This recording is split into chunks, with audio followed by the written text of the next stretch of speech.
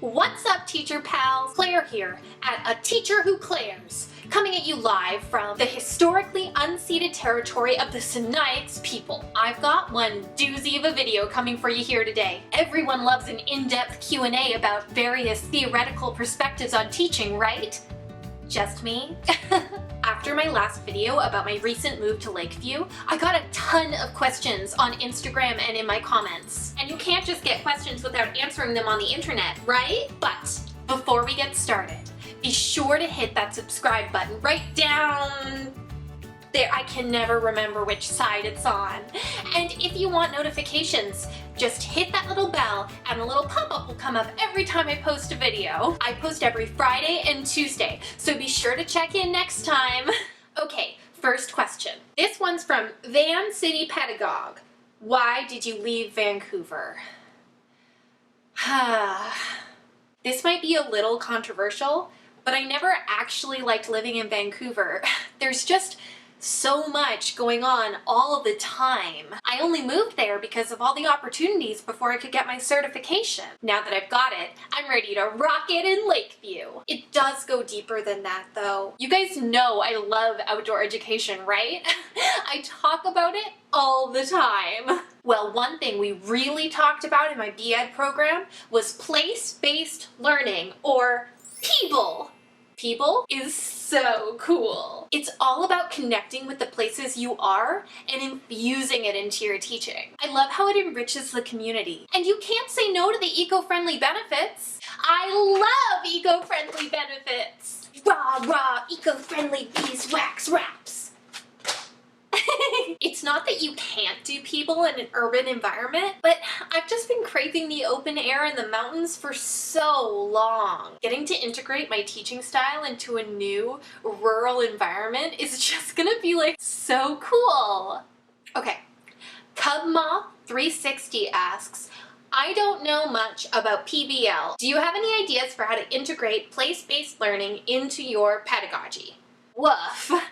Do I ever? As you all know, I'm super passionate about outdoor ed, but as I'm certified in English, let's talk about it there. The first thing I do is look for local books and authors, poets, anything else of that kind. You know, content that is relevant to your students' lives. This is a little unorthodox, but if there's nothing there, and there should be something there, there's probably someone who's written in your community, then look at YA. Look at themes that will engage with them where they are. Place-based learning isn't just about the place where you're at, it's also at the place where the student is at. And even though it's really important for them to learn about the areas around them, it's also important for them to learn about themselves. Heck, we're all in our bodies. Our bodies are our places. Oh, God.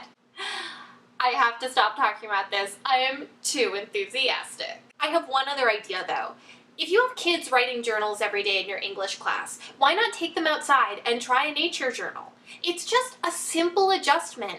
If you're making a grammar sheet, write about the places around you, using street names that they'll recognize, local hangouts, maybe a local park. There are so many opportunities to engage kids in place-based learning, and it doesn't have to be hard. You just sometimes have to shift your perspective. I got a lot of questions about inquiry. And I get it. I have a lot of questions about inquiry as well. That's right, this is a secret collab with my amazing new colleague, Sid. First question, Sid, what exactly is inquiry-based learning?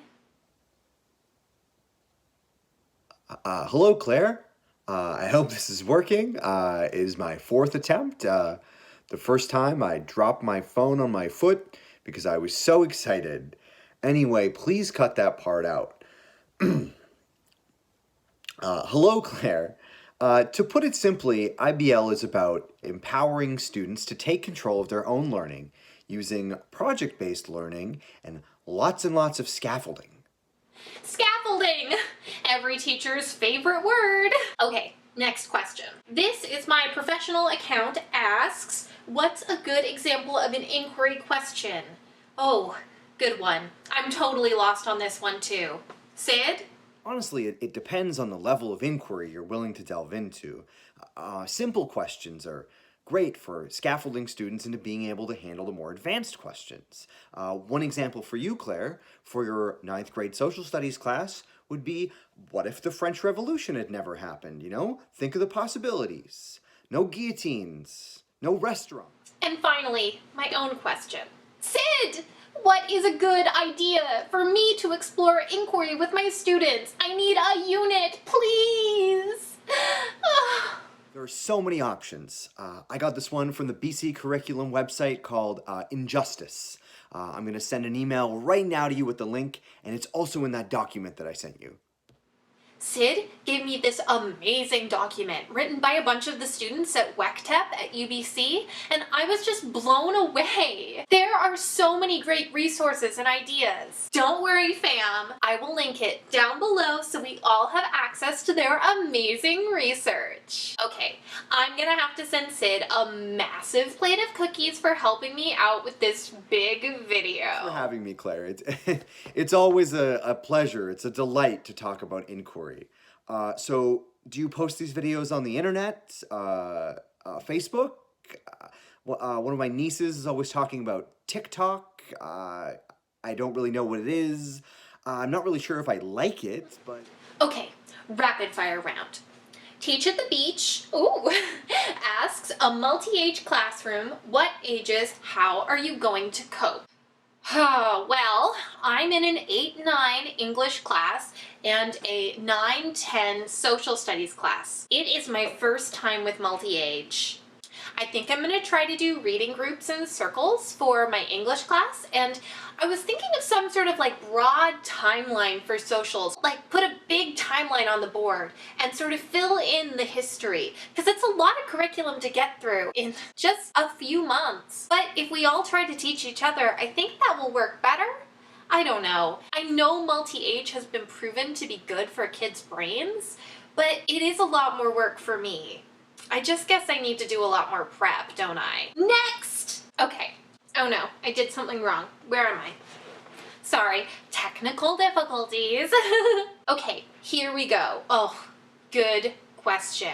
I've been teaching for a long time, but the core competencies are new. I'm still really struggling. Any tips for a veteran teacher? Look, George B., I get it. The great thing about the core competencies is that you're probably already doing them. The key is to notice and point out when students are engaging with any of the core competencies. Group work? Why, that's hitting cooperation, collaboration, communication, and possibly even personal awareness and responsibility. When you assign it, just mention the collaboration.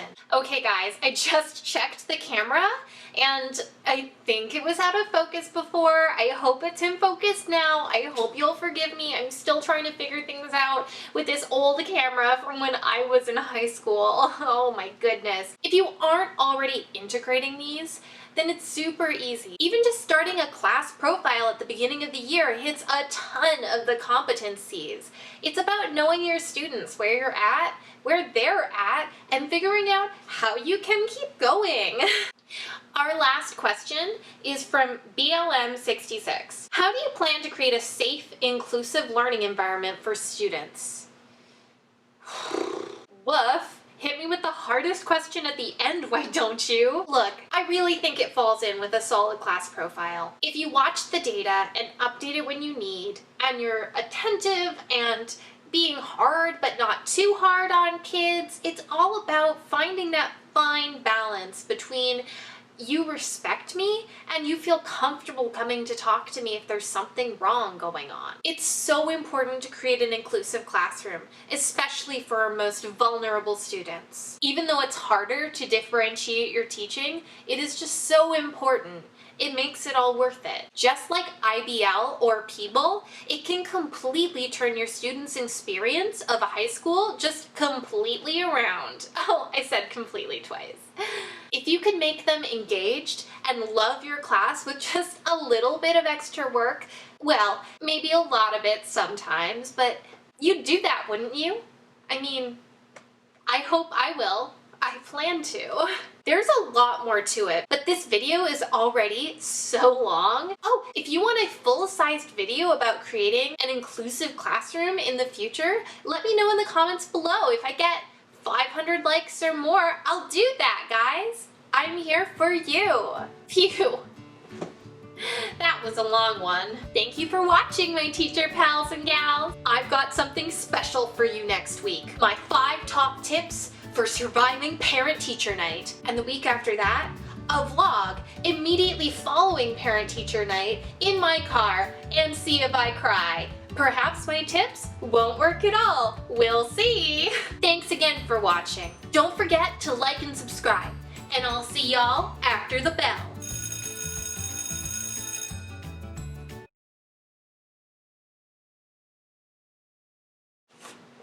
Sid gave me this great document written by a bunch of WIC tips.